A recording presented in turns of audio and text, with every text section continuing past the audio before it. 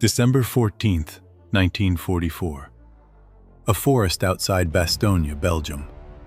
0300 hours. A German Volksgrenadier soldier moves through frozen undergrowth. He carries a weapon that took skilled craftsmen in Leipzig 400 hours to manufacture. It weighs 9 pounds, 7 ounces. It fires with mechanical precision, engineered to tolerances measured in fractions of a millimeter. It is, by every technical standard of the era, a masterpiece. He never sees the American on his left flank. The American holds a weapon that was stamped out of sheet metal in a Detroit factory in under 1 hour. It cost the United States government exactly $10.18 to produce. Roughly $20 in today's money when factoring wartime procurement contracts. It has no wooden stock, no precision-milled receiver. Gunsmiths in 1943 called it a plumber's nightmare. That American pulls the trigger, and the German engineering marvel becomes irrelevant. But here is what no one tells you. The weapon that American carried was not adopted because it was the best gun on the battlefield. It was adopted because the United States had already decided that perfection was the enemy of production. And that single philosophical decision, made not on a battlefield, but in a conference room in Washington in 1942, changed the course of the Second World War. This is the story of the M3 submachine gun, the weapon the soldiers called the grease gun, and the industrial doctrine that made it possible. Let us first understand what the United States was actually trying to solve. In 1942, American infantry faced a specific tactical problem. The standard-issue M1 Garand rifle was a superb weapon, arguably the finest service rifle of the war. General George Patton called it the greatest battle implement ever devised. But it weighed 9.5 pounds, measured 43.5 inches in length, and was designed for open field engagement at distances of 300 yards or more. The war in North Africa and the emerging campaigns in the Pacific were increasingly close quarters. Jungle paths, village streets, building-to-building fighting where the distance between life and death measured in feet, not yards. The American military needed a submachine gun. They already had one, the Thompson M1A1. The Thompson was a reliable weapon. Soldiers trusted it. But manufacturing a single Thompson required approximately 100 hours of skilled machinist labor. It weighed 10.5 pounds unloaded. The Army paid approximately $141 per unit in early war contracts. $141. In a war where the United States Army planned to field 8 million soldiers, that number was unsustainable. Meanwhile, the British had already found their answer. The Sten gun, the British equivalent, cost approximately $2.50 to produce. It required roughly 5 hours of manufacturing time. It was ugly, unreliable in sandy conditions, and prone to accidental discharge if dropped at the wrong angle. Soldiers hated it. But it worked well enough, and Britain could make hundreds of thousands of them. American planners studied the Sten closely. Then they decided to do better. In January 1942, the Army Ordnance Department issued a formal specification. They wanted a submachine gun that could be manufactured using stamped sheet metal, not machined parts. It had to be simple enough that a soldier with no mechanical training could field strip it in under 30 seconds. It had to function in mud, sand, salt water, and sub-zero cold. And it had to cost less than $20 per unit. 2 weapons designers answered that call. George Hyde, a German-born American engineer who had previously designed the Hyde M2 submachine gun, partnered with Frederick Sampson, chief engineer at General Motors Guide Lamp Division in Anderson, Indiana. The pairing was deliberate. Hyde understood guns, Sampson understood mass production. Together, they produced a weapon that was not designed by a gunsmith. It was designed by a factory. The result? type classified as the United States submachine gun caliber 45 M3, entered production in December 1942. It fired 45 ACP ammunition from a 30-round box magazine. Cyclic rate, approximately 450 rounds per minute, deliberately slower than most competing designs, which reduced the tendency to climb under automatic fire and made ammunition consumption more manageable. Effective range, approximately 50 yards for accurate aimed fire, 100 yards with trained shooters. Weight unloaded, 7 pounds, 8 ounces. Length with stock extended, 29 3/4 inches. Total number of individual parts, 30. The Thompson had 82. Manufacturing time per unit, approximately 2 hours and 10 minutes. Total production cost, $10.18. The Army accepted the first production models in February 1943. Here is where the story stops being about a gun and starts being about a civilization.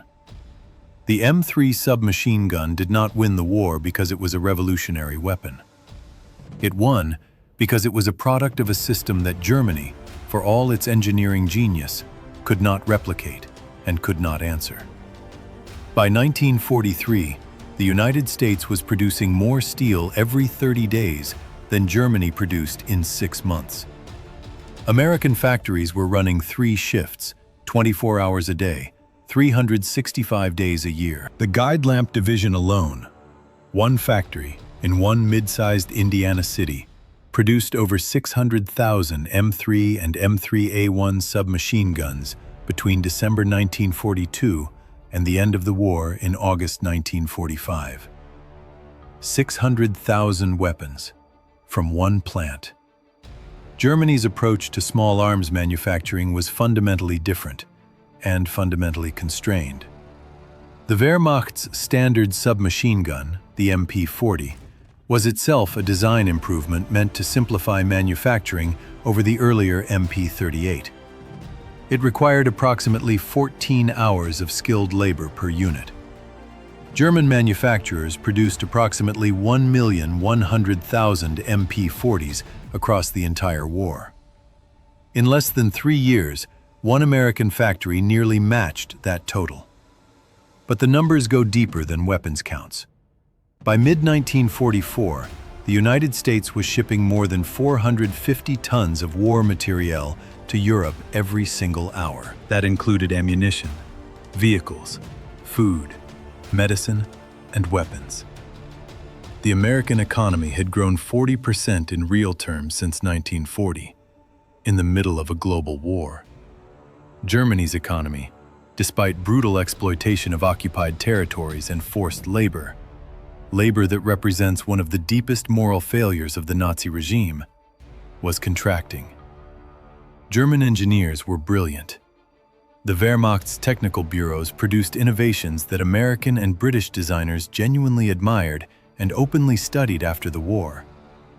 But engineering brilliance inside a collapsing industrial base is not a military advantage. It is an engineering problem with no solution. The M3 submachine gun was not the best engineered weapon on the European battlefield in 1944. The Germans knew that. But the Germans could not make guns fast enough to matter. The M3 did not emerge from a vacuum. It emerged from a specific doctrine, a specific philosophy about what war had become. The man most responsible for shaping American ground forces doctrine in the early war years was Lieutenant General Leslie J. McNair, Commanding General of Army Ground Forces, from March 1942 until his death in Normandy in July 1944. McNair was not a romantic about war. He was not interested in weapons as objects of admiration. He was interested in one question only. What does it take to put effective fighting power on a battlefield at scale, faster than the enemy can replace what we destroy? His answer was systematization. McNair believed that the American soldier did not need to be individually superior to the German soldier. He needed to be part of a system that was collectively superior. better logistics, better artillery coordination, better air support integration, adequate weapons available in overwhelming numbers in the hands of adequately trained soldiers. Not elite weapons, not perfect weapons, adequate weapons, overwhelmingly available. This philosophy had critics, and they were not wrong to criticize it. American armor doctrine under McNair's influence underinvested in heavy tank development, which contributed to catastrophic tank crew losses in Normandy. When M4 Shermans faced Panthers and Tigers, they were not equipped to defeat frontally. That is a cost we will return to. But in the domain of infantry small arms, McNair's doctrine was precisely correct. The Army's training manuals of 1943 reflect this philosophy with unusual directness. Field Manual 2341, covering the M3 submachine gun, devoted more pages to maintenance procedures than to marksmanship. The gun needed to keep working. Accuracy at 50 yards was a secondary consideration. McNair embedded this thinking into training culture. Every soldier who received the M3 spent more training hours disassembling, cleaning, and reassembling the weapon than firing it. The gun was treated not as a precision instrument, but as a tool, like a shovel or an entrenching kit, that needed to be maintained and available. The Germans respected marksmanship as a cultural value. The Americans respected logistics as a military reality. Both perspectives were coherent. Only one of them proved sustainable at the scale this war demanded. The M3 had a serious problem, and the Army knew it almost immediately. The original M3's fire selector mechanism, the system that engaged and disengaged the weapon's trigger, was a small stamped metal cover over the ejection port. Slide the cover open, the weapon fires. Slide it closed, it does not. It was simple, clever, and cheap. It was also fragile. Field reports from North Africa and the Pacific, arriving at the Army Ordnance Department through early 1943, documented a recurring failure. The ejection port cover would partially disengage under rough handling, creating ambiguous states where the weapon might or might not fire. In combat, ambiguity kills. The Army had two options. Option 1, redesign the mechanism, add precision machined components, increase cost and manufacturing time. Option 2, find a simpler solution. Colonel René Studler, the Army's chief small arms officer throughout the war years, made the decision himself in April 1944. He chose simplicity. The M3A1, adopted in December 1944, eliminated the ejection port cover mechanism entirely. Instead, the bolt itself served as the only safety. Remove the magazine, no fire. Insert the magazine with the bolt forward, no fire. Only with the magazine inserted and the bolt cocked to the rear could the weapon discharge. The change required removing one component, not adding one. Total additional manufacturing cost, 0.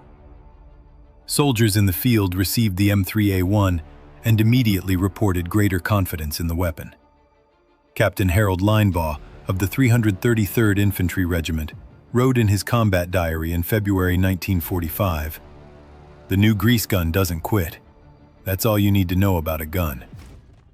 The first documented proof that the adaptation worked came not in the field, but in a test conducted at Aberdeen Proving Ground in January 1945.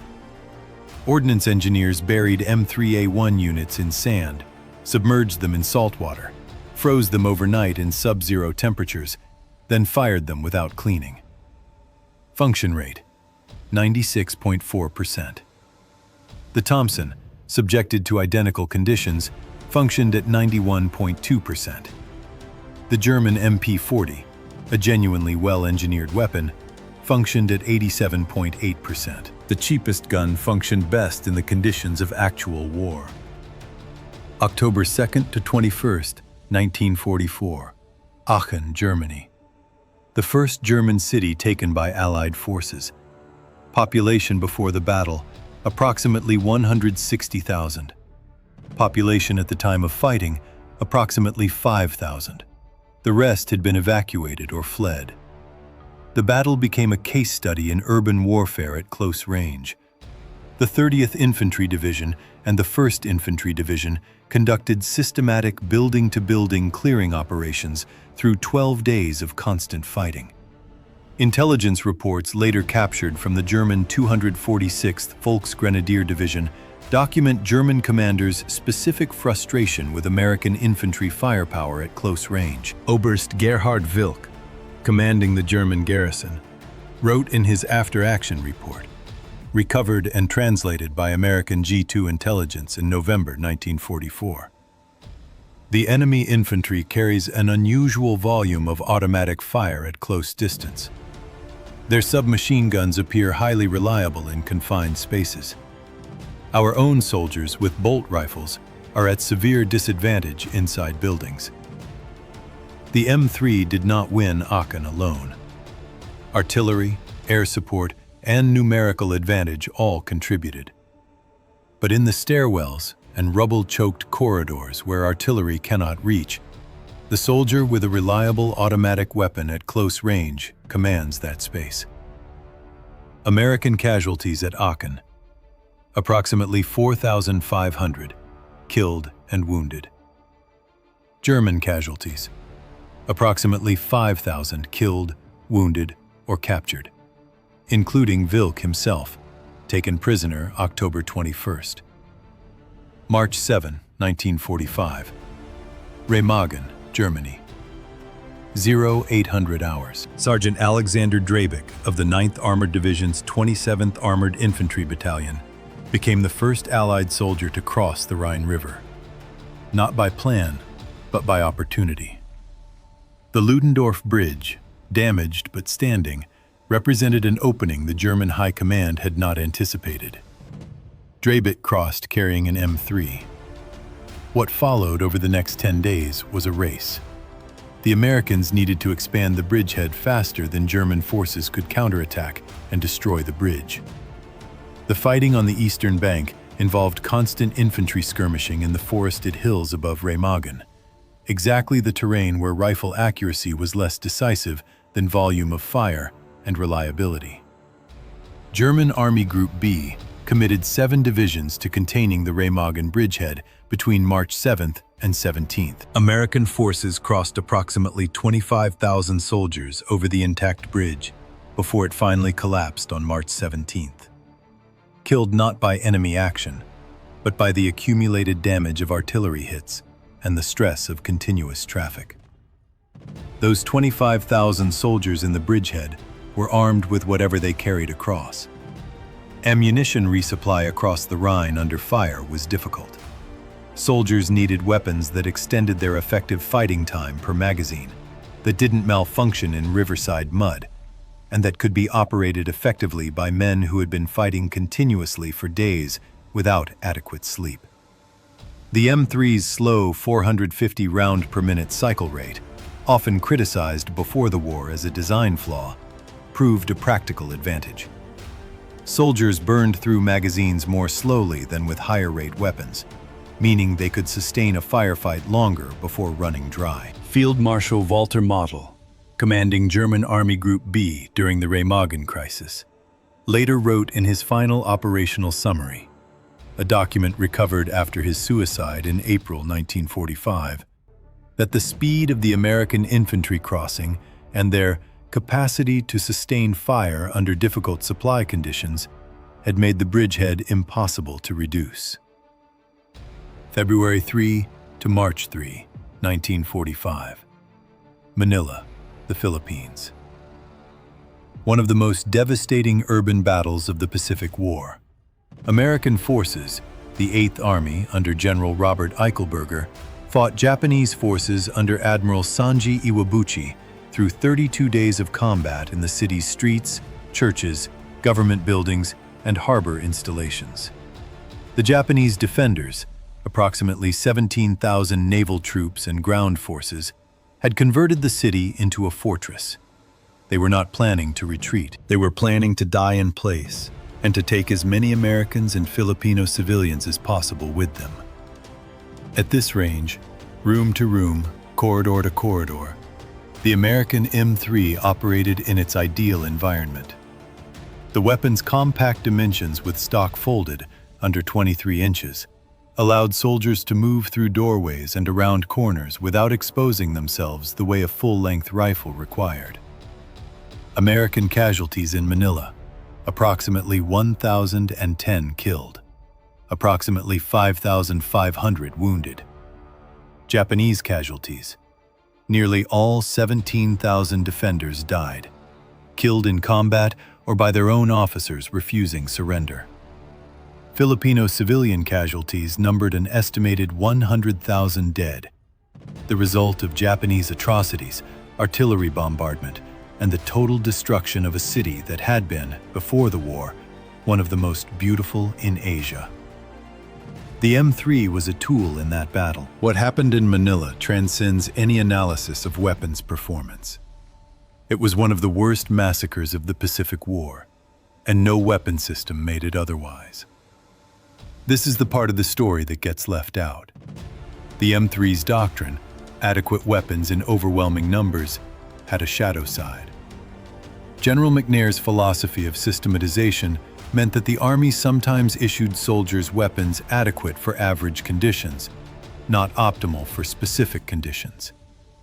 In the Pacific, soldiers fighting in dense jungle quickly identified that the M3's 45 ACP round, a heavy, slow pistol cartridge, did not penetrate the thick tropical vegetation that Japanese soldiers used for cover as effectively as higher-velocity rifle rounds.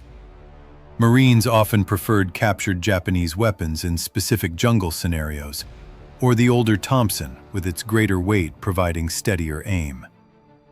The deeper institutional failure lay elsewhere. McNair's doctrine that adequate soldiers with adequate weapons in a superior system would defeat elite soldiers with elite weapons was correct on the strategic level. It was sometimes catastrophically wrong at the squad level.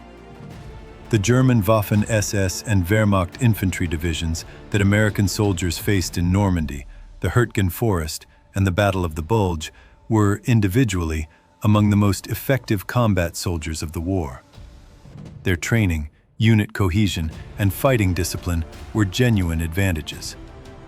In the Hurtgen Forest, between September and December 1944, the United States Army suffered approximately 33,000 combat casualties and an additional approximately 9,000 non-combat casualties from cold, illness, and trench foot, across 5 divisions, in what became the longest single battle in American military history.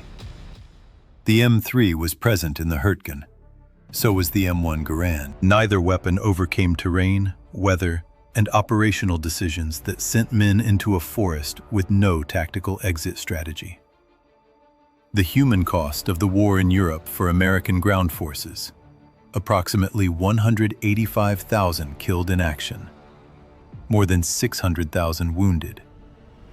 Those were not statistics to the people who carried them. They were sons, brothers, husbands, men who had been grocery clerks and farmers and high school football players and jazz musicians 12 months before they died in Belgian mud. No doctrine, no weapon, and no industrial advantage changes that arithmetic. Germany did not lose the Second World War because its engineers were inferior. They were not. Germany lost because it entered a war requiring industrial civilization-level output with an economy that, even at full mobilization, could not match the combined productive capacity of the United States, the Soviet Union, and the British Commonwealth simultaneously. The German military could win any individual battle when conditions were controlled. Proper supply, concentrated force, technical superiority at the point of contact.